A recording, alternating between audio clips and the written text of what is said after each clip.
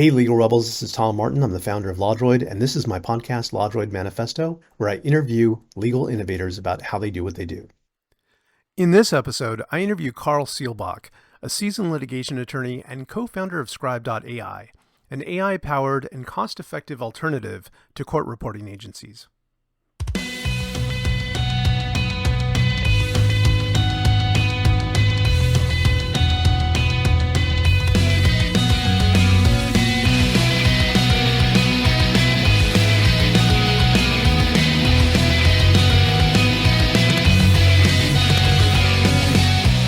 Hey there, welcome to the LawDroid Manifesto podcast. I'm Tom Martin, your host, and today I have a very interesting lawyer entrepreneur who's in legal tech. His company is called Skribe.ai, and he's also a practicing lawyer. So I want you to meet Karl Seelbach. He has a lot to share with us about his journey. And with that, Karl, if you could tell us a little bit about what you're working on and where you're at right now. Yeah. Well, first, thank you for having me on the show. I know just before we hit record, we mentioned we hadn't officially met. So this should be a really fun podcast where we can kind of get to know each other. So thank you for having me on. So I'm based in Austin, Texas. I am a primarily personal injury defense attorney. I've been doing that for about 17, I guess going on 18 years. So I'm a co-founder of a law firm here in Austin. We've got 15 attorneys, 12 paralegals. I hesitated because we just hired another one. And then I'm also one of the founders of Skribe, which is changing the way that attorneys and their teams capture and analyze testimony, things like depositions. So that's physically where I'm at is Austin, although mentally I'm all over the place. I've got kids that are pulling me towards volleyball games, and work's been busy lately. I took a deposition myself this week, so I'm in the trenches. You definitely have a lot going on. It sounds like, 12 going on 13 paralegals, you said? That sounds right. I thought you were talking about my daughter for a minute because my daughter is 12, just turned 13 years old. Oh. So when you said that, I was like, well, I hadn't mentioned that yet. No, I think it's 12 going on 13 paralegals. We're actually hiring right now. So yeah, it's a team of about 27 people at the firm. And we grew that from originally just two people, Trek Doyle, my really good friend and law partner, and me. So we started the firm together with one client and one case. So it's been an adventure. Wow, that's fantastic. And Austin is actually where, the Clio Cloud Conference is going to take place this year, as well as the American Legal Technology Awards. That's going to happen right before that takes place. So sounds like you're going to have a great host city there. There's a lot of cool stuff going on. And by the way, will you be at the Clio Cloud Conference? I will be there. Yeah. And Austin is a wonderful city. I would love to connect with you. Maybe we can grab barbecue while you're here. I live in just outside of Austin in Dripping Springs, which is also for the people that are visiting from out of town for ClioCon or for the American Legal Technology event. Dripping Springs is awesome. It's a great place to get a feel for the hill country, and there's breweries and barbecue places and places with live music. So it's a great place to live. Yeah, well, you don't have to twist my arm, especially with barbecue involved. So that sounds like a lot of fun. Yeah. Okay, so want to go back to the inspiration, what got you started. First off, you were a poli-sci major, right? Yeah, double majored in general business and political science after I decided I didn't want to be a CPA. Both of my uncles are CPAs in Norway, and they had originally, told me, you should go into accounting. And so I thought maybe I wanted to do accounting, and got through intermediate accounting and decided I'm kind of bored. I'm bored with all the numbers. I want to do something else. So ended up doing a double major in political science and general business. Okay. Interesting. Like for me, it was like I wanted to go med school, and then I turned around and I ended up going to law school. But I see that, the business aspect of it has probably informed the things that you're doing now, right? Yeah. Like, has that come in handy?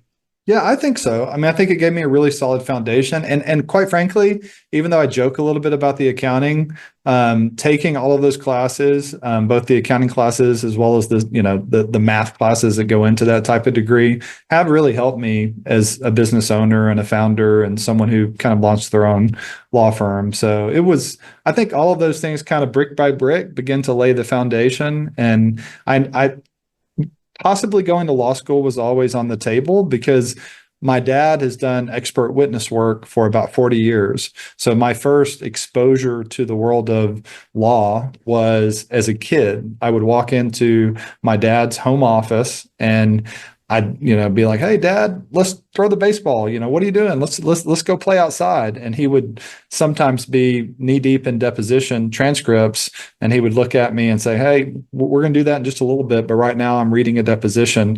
And at some point around, I don't know, probably 9 or 10 years old, he decided to hand me a deposition on a really gruesome personal injury case and kind of flip to the more interesting part of the transcript and just let me read it. And that was my first kind of spark, so to speak, of interest in potentially becoming an attorney someday. I actually thought it was pretty interesting. I remember talking to my dad about, the case and how the accident happened, how gruesome the injury was. And so as a 10-year-old boy, I was fascinated. Well, that's an interesting organic introduction to it, and I could see how that would lead to some curiosity about it. And tell me a little bit about what it was like in law school. Like once you got into law school, you had the early exposure to business, poli-sci, and also like the accounting mindset from your family. Yeah. Going into law school, did it feel like a completely different world? Like, how was that experience for you?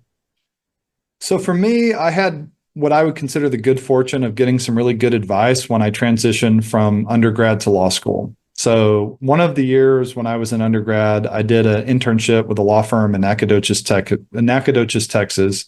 Fairchild Price, Thomas and Haley. A guy named Russell Smith is who I was working with. And I remember I did all sorts of crazy stuff for them. We can get into that if you want to, but I was kind of the gopher. I did a little bit of light research, a little bit of file organization. Anyway, it was a really fun position, and the attorneys were great to work with, and they gave me a glimpse of what life inside a law firm could look like. But I remember him telling me, "Hey, when you go to law school, you've got to buckle down. Like you've got to put on blinders, nose in the book, study, study, study, study." And he emphasized that, the grades that you make in law school can have such a major impact on the first job that you land out of law school.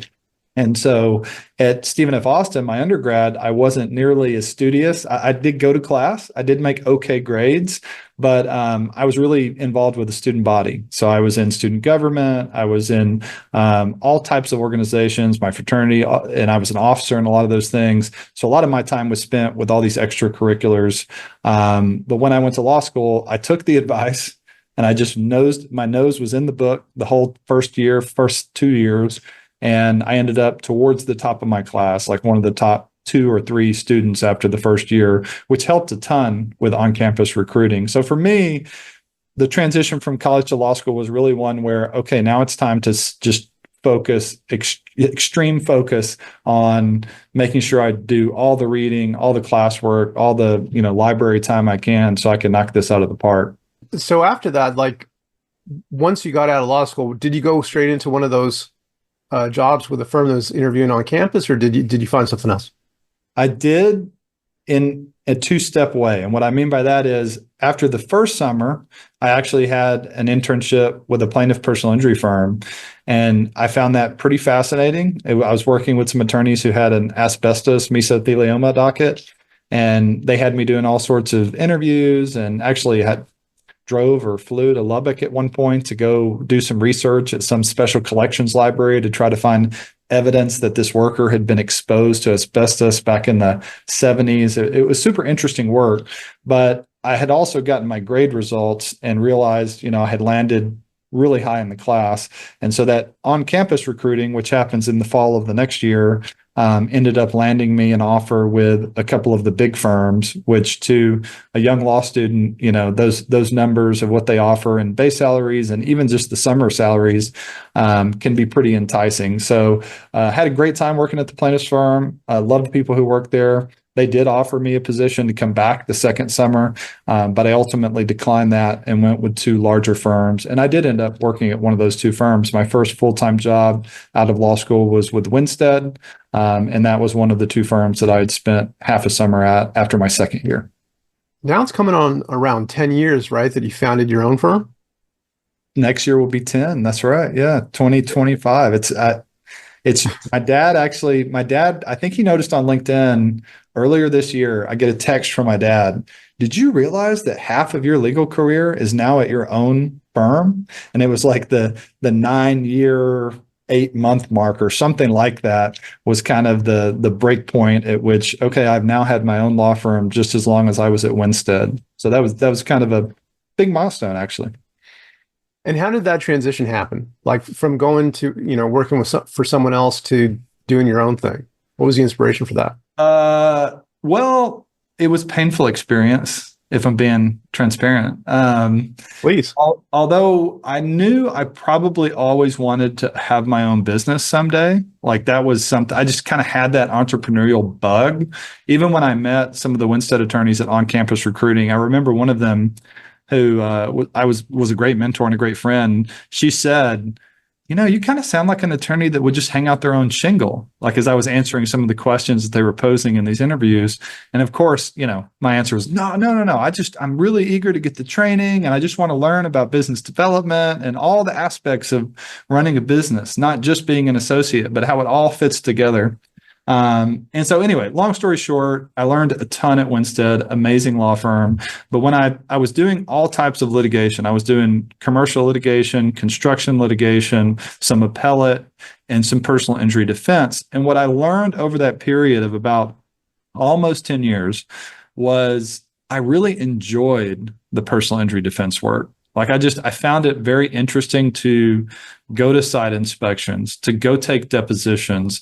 I felt like there was a lot more investigative work in those types of cases versus some of the financial services litigation, the construction litigation, felt like a lot more documents, at least at the phase in my career where I was as an associate. I was doing a lot of document review. The personal injury was very appealing to me, and it kind of went back to what inspired me to go to law school, which was my exposure to some of my dad's cases, which were all personal injury cases that he did expert witness work on. So long story short, Trek and I had decided, if we're ever going to be able to grow this practice beyond one client or one or two clients, we really need the flexibility that comes with opening your own firm, right? We can reduce our rate from what big firms charge, not just Winstead, but Winstead's peers, right? They don't typically have big personal injury practices because their model's different. Their rates are higher. So, Trek and I decided if we're ever going to do this, now's the time. And so when we left, the problem that occurred was only one of the two clients went with us. And so it was kind of this, wait, what just happened? This was, kind of whiplash moment. And it was painful, like very painful, financially painful. It strained relationships that, I had with attorneys that I worked with at that firm. And I learned a lot. I learned a lot about the right way to leave a company versus maybe not the best way. I learned a lot about, myself professionally, emotionally. So it was a challenge at first, but I think I can say looking back now that it was probably, even though I don't like the way it happened, the exit, so to speak, it was the best thing that could have ever happened in my career because it took away that perceived safety net of I work at a big firm, I can stay here as long as I want. I had just made partner within the 6 months to a year leading up to this departure. And we had a couple of clients, nothing to necessarily brag about, but we weren't very well diversified. Like we just had a couple of clients that we were doing work with. And because of the way that all happened, when we did launch our own firm, we were extremely hungry for work, right? Because we need to pay our rent, we need to feed our families. But I also just kind of had this fire in the belly of I am going to go prove that we can do this, right? We can build a law firm, we can bring in clients, we know how to do this type of work, personal injury defense, and by God, we're going to build it. And so that was kind of the attitude that we had when we started after getting, punched in the gut on the way out the door. I hear you. Like in business and in life, like sometimes things don't actually play out the way that you have them in mind, or you think it's going to go one way and it goes a different way. But I think, it's really a reflection of us and our character, how we roll with the punches and make the best of things moving forward. And that's really all we can do. So I'm glad that things worked out. Yeah, And it wasn't. I don't. If I'm thinking back to that time frame, it was definitely very stressful, and there was no guarantee that the firm was going to do well. And there were absolutely nights that I laid in bed and thought, man, I should just go get another job at a law firm, or maybe the Texas Attorney General's office, or maybe go in-house and take a position. I mean, there were other opportunities that I could have chased that would have been uh, more comfortable options, right? And certainly kind of filled that immediate need for having a full-time salary again, having the stability that comes along with that. But I had a lot of confidence in my ability to start a business and grow it. I had a ton of confidence in my law partner, Trek. He's one of the smartest attorneys, if not the smartest attorney I've ever worked with. And so we just felt like, even though it didn't go exactly as planned, we're going to take this swing and we're going to see what happens. And we've been very fortunate to grow the team. We have now over, I think, 35 institutional clients, including a ton of Fortune 500 clients that send us repeat litigation across the state of Texas for personal injury. So, it's been a fun ride. It hasn't been easy, but I wouldn't have it any other way. Easy can be boring. So sometimes I like a challenge. Yeah. Easy can be boring. And one other thing is that, I'm sure you've seen this illustration that comes up when people talk about entrepreneurship, but there's that picture where they talk about success and they have A and B and they show a straight line Right. about what it is ideally, but in reality, it's just like this jagged thing that goes all over the place until you end up in the right direction. And that's just, it's how things go. But obviously you've been growing like gangbusters. And did that lead, by the way, to the idea for Scribe? How did that, because, you have a lot going on just with the firm and a lot of growth and good stuff. Right. How did Scribe fit in there? Yeah, no, it's a great question. So I've always been passionate about technology and about leveraging technology kind of in every aspect of my life. When I first started practicing law as a first year associate at a big firm in Houston, I walked in the door and was trying to explain to my senior legal assistant, who was probably in her late 60s, that we needed to digitize my files and that was going to be a good thing and that it made sense to go paperless. And, you would have thought I was an alien and that this was just a horrible idea and that I was some crazy young, law school graduate who didn't know what I was doing. But, I've always embraced change and embraced technology when it can help me do my job better.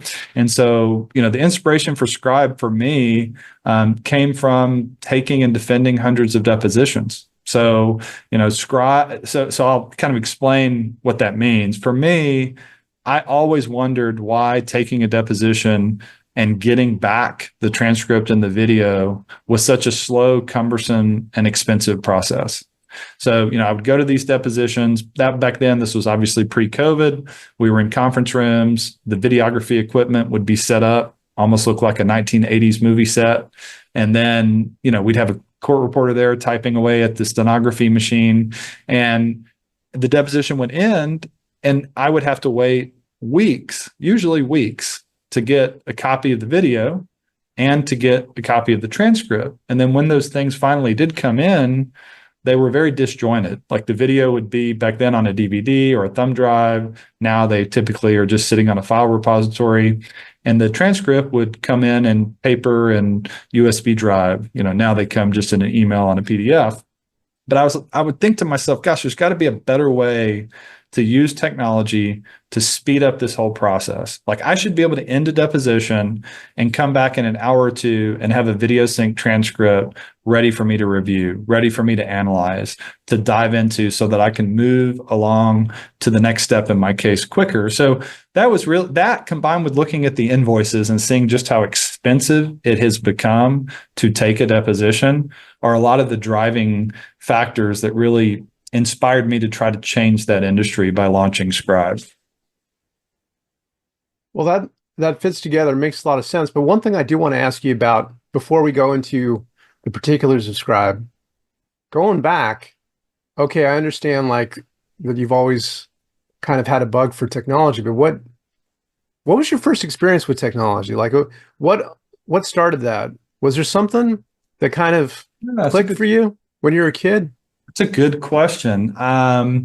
Yeah, thinking back to being a kid, I mean, I remember just being fascinated by the internet, right? When I first got the internet, sitting in a small ranch home in Henderson, Texas, and listening to the sound of the dial-up internet, and connecting on with AOL, and beginning to experience, what the kids that were, I guess, raised in the that probably would have been the early 90s at that point in time. So, I was very fortunate to have parents who were willing and able to, buy us a computer. We shared it obviously amongst the entire family, and that we had access to internet, and that we, gaming stations, Nintendo, Sega, all those types of things back then, PlayStation. I think that was probably my first exposure to technology was through a combination of gaming as a young kid and signing onto the internet for the first time, and remember listening to that dial-up modem every time I would connect. And I think, I could tell pretty quickly that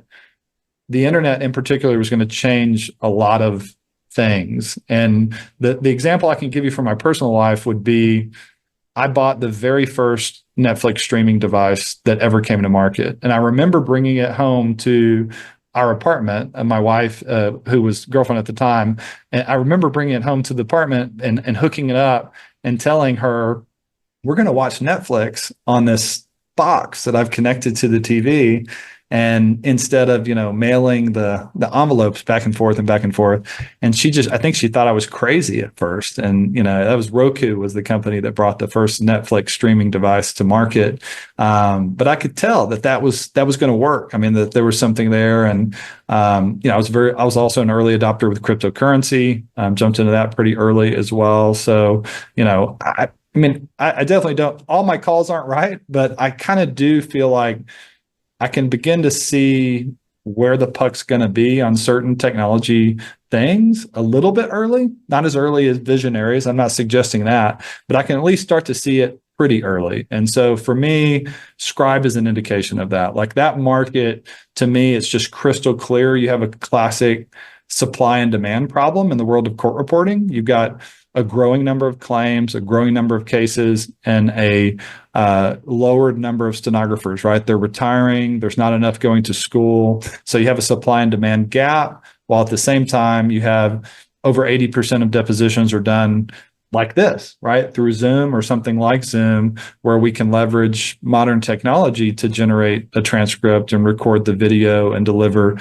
a video record. And so, I think I don't know. My passion for technology is what inspired me to start Scribe. And it's why, I sometimes joke with my team at Scribe, it doesn't feel like work.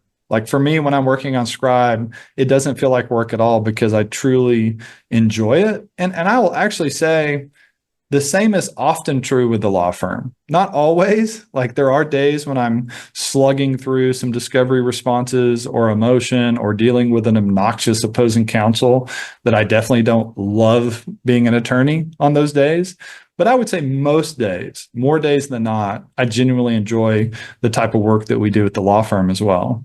Well, I definitely connect with that, because I think that when you do something that you love, it's not really work. It's something that you're passionate about. And if we're lucky, we find that in our life. That's right. So I'm glad you have too. Let's talk a little bit about Scribe in particular. So if you could break down, like, what does it do? Like, what are the different things it could do for people?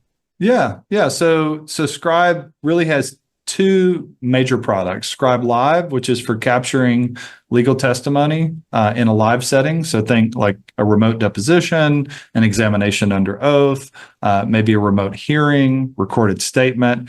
You can use Scribe to take that deposition in almost every state. There are a handful of states where you can't do non-stenographic depositions, but most states you can.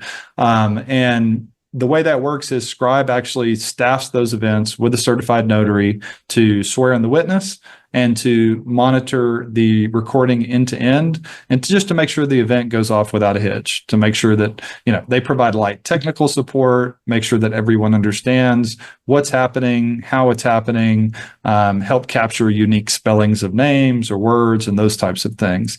So for the Scribe Live product, you can take a deposition, and within about an hour to two, you have a video synced record that you can immediately access on the Scribe web app and a transcript.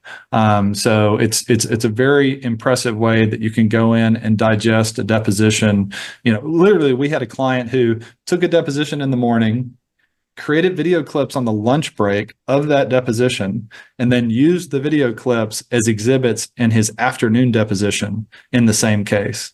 And the defense lawyers, their minds were blown. They had never seen anybody do that. And they were just wondering, how did you get this morning's deposition and you've already created video clips from it to use in this afternoon's deposition? Wait, we don't understand what type of wizardry just happened. And so speed's a big deal. And it's also very cost effective. But that's the number one use case right now for Scribe, is taking the testimony, and it just speeds it up and cuts the cost by about 50%. And then the second part of Scribe, which we actually just launched, the biggest feature that I've kind of been getting really excited about because I've been testing it, is what we call Scribe Library. And Scribe Library lets you take either the live event that you hosted with Scribe or any other audio or video evidence in your case. So it could be a video deposition that you took with some court reporting firm, or opposing counsel took it with a court reporting firm. Could be a body cam recording or a 911 call, or just any audio or video file. You can upload that into Scribe, get a transcript in minutes, and then you can have an AI-powered analysis and chat with that video deposition or that audio or video evidence. So you can begin to summarize it. Every response that the Scribe AI provides is backed up by a synced video clip. And a lot of times it'll be multiple clips where it's actually created a shareable video clip of the testimony that supports the answer. So it's a very cool way to interact with your deposition media and your other evidence. Wow, I can see how that could be really, really useful and powerful. I just used it myself I was finishing up a report for a deposition I took on Tuesday, or was it Wednesday? Gosh, this week's been a blur. And it was a long deposition, 6-hour deposition. And I was able to leverage the Scribe tool to really expedite the summary as well as the video clips. Obviously, I treat it as a great first draft. But to be able to take it and prompt it on key issues in that case, whether it was medical causation or the witness's prior employment history or what they said about their lost earning capacity, I was really able to get a tailored summary, exactly what I needed to convey to my client, and then drop that into my report with video clips that they could then watch the video. Literally they could click a link in my report and their browser opens up and it plays the corresponding testimony. That's so compelling because, a lot of times you're just describing it to your client, and that's a challenge too, finding the time to be able to have that conversation and go through everything, and then having, the notes to remember to go through everything. But if you could actually have that so that it's clear and they can see it firsthand, I think that's a really great way too. And I'm sure you've talked about this, but like in terms of communicating value to your clients, which is a hard thing sometimes to do. Yeah, you hit the nail on the head. I mean, again, I founded Scribe, A, because it's a passion of mine, technology just in general, but B, I founded it selfishly to solve real world problems that I'm having, to make my job easier as a litigation attorney. And so for me, a lot of times when I'm going to a client and I'm trying to get settlement authority on a file, it's one thing to tell the client, here's how this witness testified, here's how I think they might perform in front of a judge or a jury or an arbitrator. It's an entirely different thing to be able to show them and let them watch that witness testify on the key issues. Let them watch the witness in some of these cases break down emotionally because of how big of an impact this has had on their life and how much pain they're in. And sometimes, there's certain things you just cannot convey in black and white text on a page. And I think, one of the reasons that Scribe exists, and one of the things that Scribe stands for, is the concept that video really is the most powerful form of evidence. And attorneys have historically underutilized video evidence because it's been a pain in the butt to deal with. It's been difficult and expensive to work with video. And so one of the things that we really have solved, and now it's just a matter of educating and showing people, it can be simple to put video in your brief and your report and your settlement demand, and we're starting to see it. We have attorneys who have filed motions for summary judgment that now have video clips embedded in them. I have good friends on the plaintiff side of the bar that are sending demand letters that now have video embedded in the demands. And so I think making your work product more interactive and more persuasive is very important. And, I think the first time I ever did anything like that was not as a tech founder, it was a law firm associate. And I remember the first time I did it, one of the partners was like, "Whoa, I've never seen anybody do that before." And it was just, to a techie like you, it's simple. It was just putting a hyperlink on the case so that when someone read the brief, they could click it and it would open up to that case, right, in their internet browser. But this was 15 years ago, so, a lot of, now that's very common, but I think we can now begin to do that with other forms of evidence, video. I could see a future where briefs become fully interactive. Not only do you have the video embedded in them and the case law one click away, but you begin to have all of your exhibits, your photographs, whatever the evidence is in the case, embedded in a way where the judge never has to deal with exhibit binders or go search for the testimony. I mean, I think the future of the way litigators practice is rapidly changing, and AI plays a big role in that. But I also think packaging it up in a way that makes it really simple to digest is extremely important. Well, one thing that comes to mind when you're describing it is I'm just thinking how it's been received by, like, what do judges think when they get a motion that has a video in it? Like, I could see them being open to it, saying like, okay, this is great. Or on the other hand, they might feel that it's too much. I think it depends on which judge you ask, so I think you're going to have some old school judges who may or may not like it, depending on, I say old school. I will say that one of the judges in Texas who openly embraces changes around technology is an older attorney who's, I want to say it's a Texas Supreme Court justice who serves on the Rules Committee. I'm blanking on, it may be an appellate judge.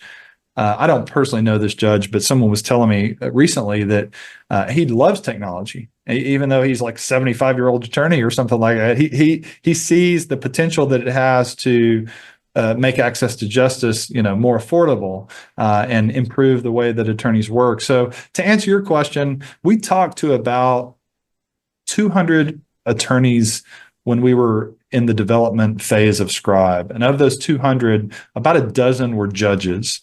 And when we run these scenarios by judges, hey, what do you think if you could read a motion or a brief, and instead of attaching hundreds of pages of deposition transcripts, there was just a link that you could click and you could just watch a highlight reel of the key testimony.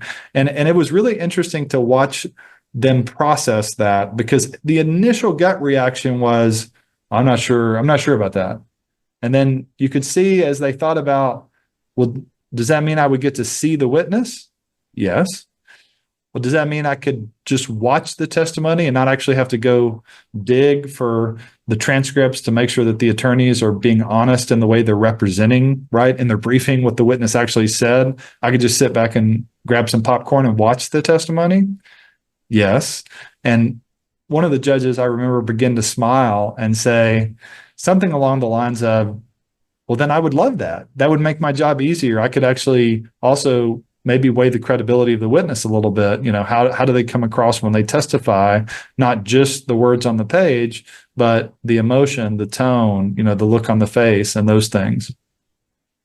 It's interesting that as lawyers and judges too, like our knee jerk tends to be like, no, Yeah, you can't do that. they must train us. They must train us in law school to say that. I don't know. Just say no. Um, but the other thing about what you said is that, access to justice, efficiency, like that gets a lot of attention, efficiency. But I think what you've really brought to a head with Scribe is the emotional dimension that really gets kind of set aside with what we do, because so much of it is argumentation, logic, reasoning, holding reasoning, procedural history. Like it's very like technical and removed, That's right. and although there is a place for that professional distance, there's also a place for that personal closeness because ultimately we're dealing with, a drama that involves people, and it's the people that ultimately resolve it amongst themselves, hopefully. Yeah, I think that's really well said. The other thing that I think plays into this is juries expect video evidence, and they see it presented in TV shows and movies in a much more tech savvy way than a lot of litigators present their cases. And I think we're at a point where if you just take a step back and think about how the world consumes information, it's video. I mean, it's short form video content on LinkedIn, on Instagram, on, pick your social media. I mean, we get so much of our news, so much of our information through video. So I think taking that reality that we live in and leveraging it in your professional practice, and for litigators like me, being able to actually use the video in your cases, in your mediations, in your hearings, in your reporting, I think it will just automatically make your work product more engaging. And I believe at some point it will be expected as it becomes more and more common. Hey, where are the video clips from that deposition? I would like to see this witness, right? Some of these cases are big cases. Imagine being an in-house counsel or a risk adjuster and being asked for $1 million in settlement authority without ever laying eyes on the witness. That happens every day, right? Like in today's world, that happens every day across the nation. I think we'll get to a point where both through advances in technology like AI, but also just through people's expectations of what quality work product looks like, I think we'll get to a point where those in-house attorneys and risk adjusters and all the different roles, they will expect a much more polished, interactive package that is sent to them that includes video clips of the key testimony, the key evidence one click away, and eventually apply AI analytics to those things and have recommendations that aren't only based off of the attorney's experience or the law firm's experience, but that are also tapping into, case law results, other, trends across jury verdicts, to where people can make more informed decisions. Ultimately, that's what it boils down to. It's providing that human connection component that you mentioned and helping people make a more informed decision.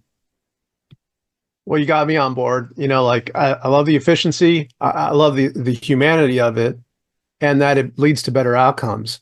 I am interested to know though that, like I mentioned before about that diagram, it's not always a straight line. Like what were some of the bumps in the road, or some of the things that you learned that you didn't expect to learn that came up?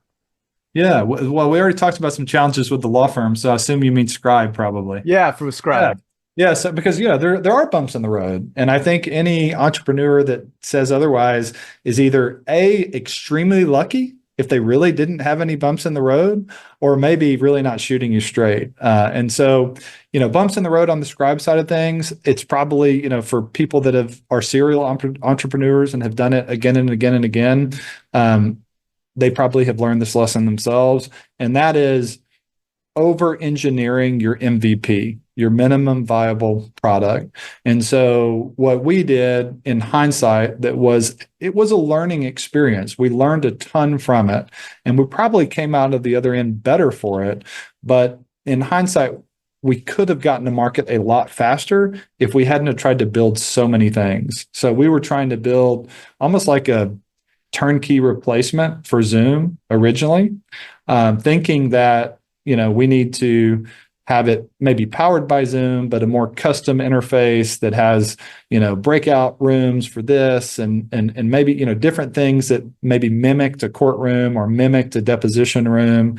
And ultimately, attorneys didn't really need or want all of those things. And it became pretty clear pretty fast that we were beginning to overbuild the MVP, and that, the advice that we probably just didn't listen to well enough was get something to market that someone is willing to pay you money for, and then iterate, get more feedback from the customer, iterate again, right? I mean, there's nothing like having real paying customers to help chart the course of your company. And so that was a bump in the road for us. We spent a fair amount of time and a decent amount of money trying to build something that was going to be pretty comprehensive end to end, but that ultimately we decided to shelve and do a more streamlined version so we could get a product to market. Yeah, ship early, ship often. Right. Ship early, ship often. Yeah, that's right. Ship early, ship often. Yeah, I mean, it's the best way to get it out there so you can get feedback, make it better, tune it into what people actually want. But it is scary because, if you're comfortable, if you're completely satisfied, it's going to take some time to get there to actually get it out in front of people. So, yeah, and I think another challenge that a lot of entrepreneurs face is you see the problem very clearly, especially if you're founding a company and starting a product in a space where you have firsthand real world experience. So like you're an attorney and you have a legal tech company, same here. So I know what the problems are that I'm trying to fix because I've lived those problems. But that can also sometimes give you a little bit of tunnel vision because you're seeing it through the lens that you view it through, and you got to make sure that you're not drinking too much of your own Kool-Aid along that journey. And so one thing that we really tried to do was get as many outside eyes on this as possible and talk to as many attorneys that try to get to attorneys that don't even know me. So they're not just saying nice things, just, to be nice. Like the book, The Mom Test, which is a really good book if you've never read it, about kind of product development and how, your mom will also always tell you nice things, but it's not necessarily the truth. And so, I think that is also an important part to building a successful startup, is making sure that you get feedback from as many different angles as possible. Doesn't mean you listen to all of it, because you don't want to be all things to all people, but you also don't want to get too focused on thinking that the founders know every single thing about the way this should be built, sold, distributed, because that's pretty rare. It is rare. What do you think about the future of this? Like, where are you planning to take it? Is it about but is it about growing it and getting more customers? Or do you think there might be like technological changes you'll make to it? I mean, AI seems to be coming up with changes every single day. What are your thoughts? Yeah, I mean, I think there's several things that I'm always thinking about. If we really want to get this will sound far-fetched to your listeners, but I just gave a CLE where this was one of the topics. How far are we from VR or AR depositions and virtual hearings? I don't know the answer to that. I know Apple just introduced their first headset just last year, and Meta is now on version 2 of theirs. And, I think today most attorneys would say that's crazy. I'll probably never do that. But I think they would have told you the same thing about Zoom depositions if you asked them 10 years ago, would they ever do their depositions and their hearings on a computer? So, we're not actively developing for VR, but I think that the future of capturing testimony, of appearing for a hearing or a deposition, could potentially have VR in it as those products go from niche professional grade to consumer mass market. So that's something I'm certainly curious to test someday. In the more near term, what we're doing is taking the power of generative AI and applying it to analyzing depositions. One of the things that a lot of litigators or their team members will tell you is cutting up video clips for a trial or mediation is a pain. It either takes a ton of time or a ton of money, and you're paying a vendor to do it for you. And so one of the ways that we've leveraged AI in our latest tool, Inscribe, is the AI does it for you. You can just prompt the AI to say, hey, can you create video clips for me on topic X from this deposition? And it will go in and create all of those clips for you. And then you can download them. You can share them with a hyperlink, like you and I would share a YouTube video, put it in your, page line designation report, whatever you need. So, I think we're looking at near-term solutions versus long-term roadmap. And we're trying to get as much customer feedback as we can along the way. I think the biggest shift that I expect to happen is we really do have a shortage of court reporters in the U.S. And I think that problem is going to continue to get worse because young people aren't going to court reporting school. I absolutely believe court reporters have a place in the legal market. They are extremely skilled. They're extremely qualified. But I think that place is probably going to be where they're needed most, like jury trials or extremely important evidentiary hearings, complex high dollar litigation. And so there's definitely going to be a demand for that skill set.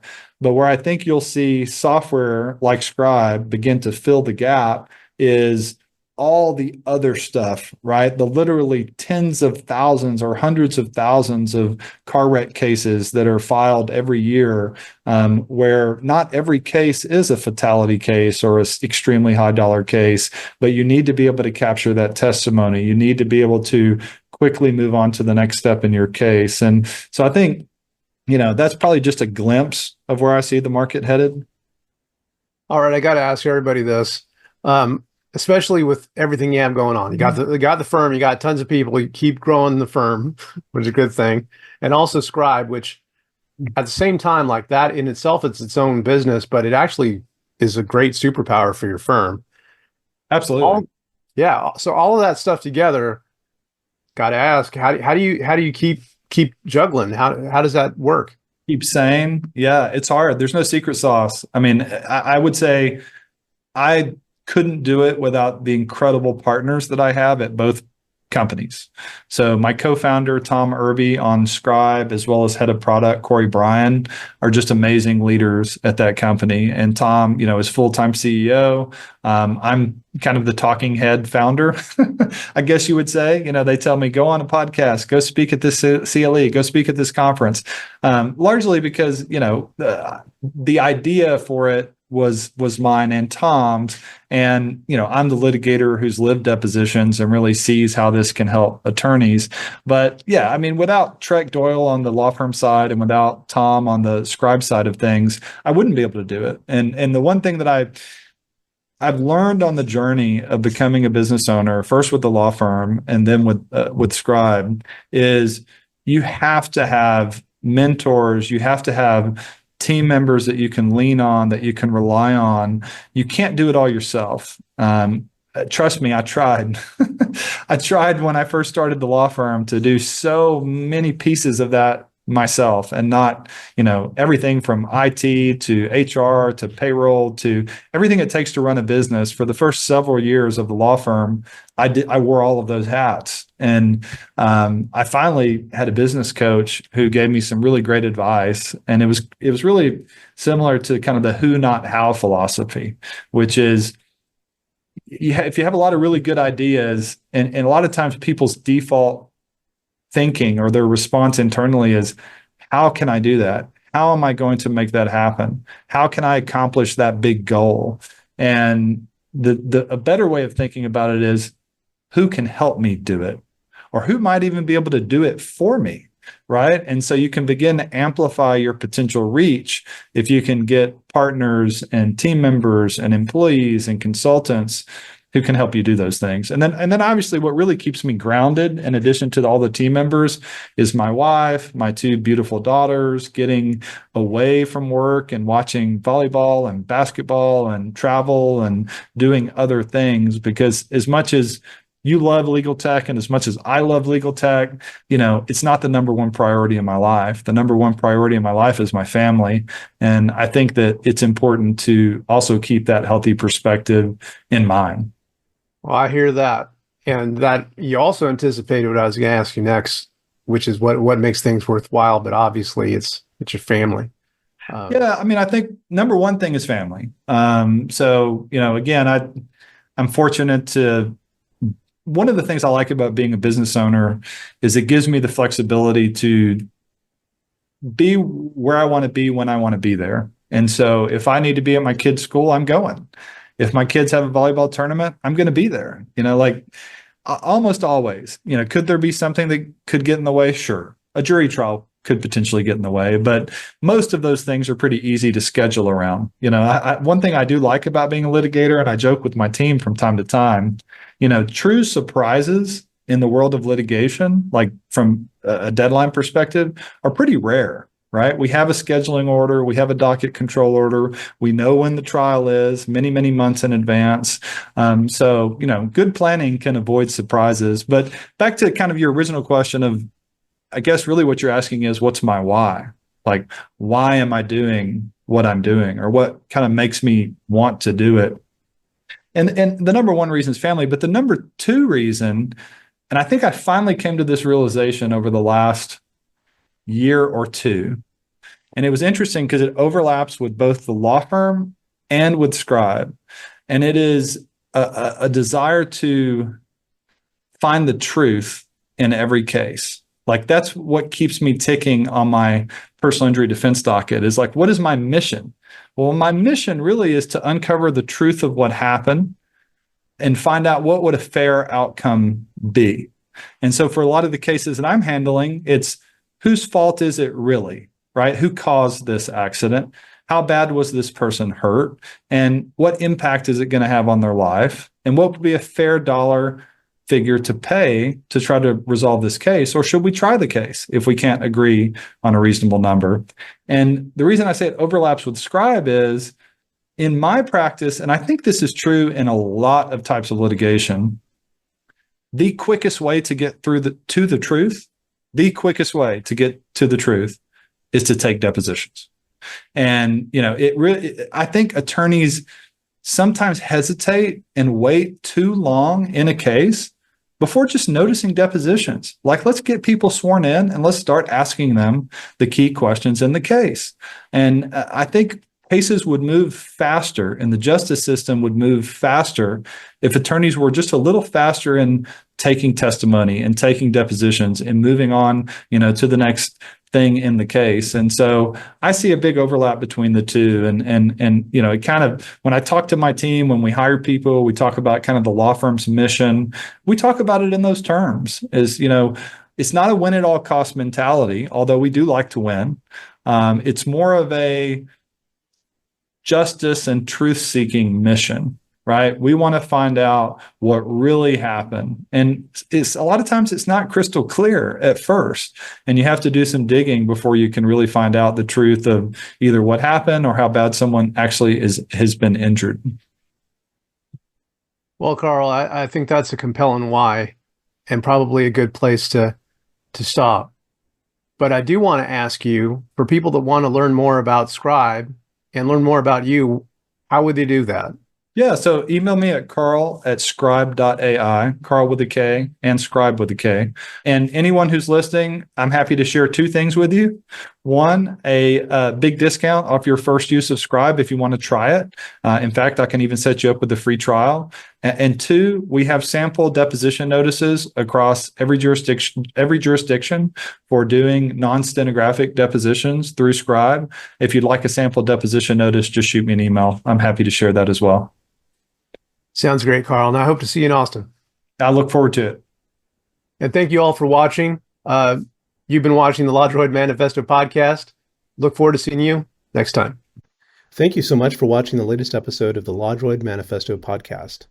To keep in the loop about upcoming episodes, please subscribe to LawDroid Manifesto and you'll get notified. Thanks for watching. See you next time.